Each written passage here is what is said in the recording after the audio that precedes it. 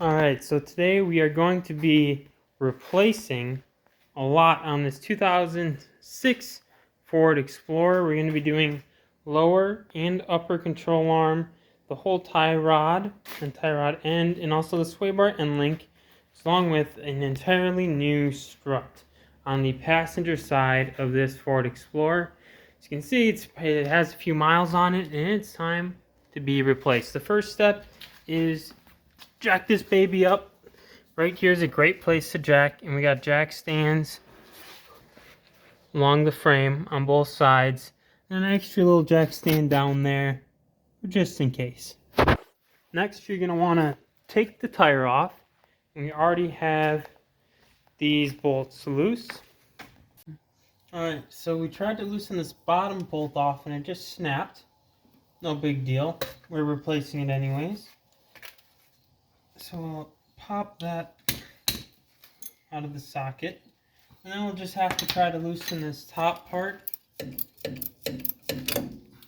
Might have to grab this with a pair of vice grips and then hit it with a wrench from on top.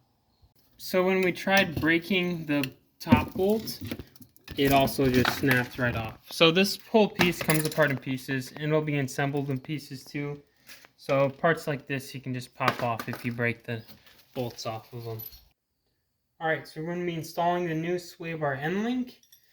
So we took apart what it came as and put it in order in the way we have to put things back on.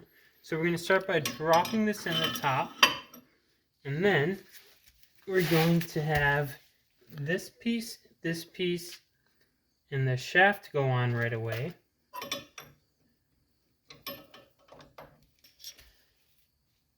So we got that rubber piece, this washer, and the shaft.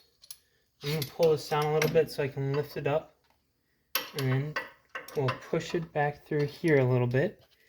And what goes on this side will be another washer and another rubber piece.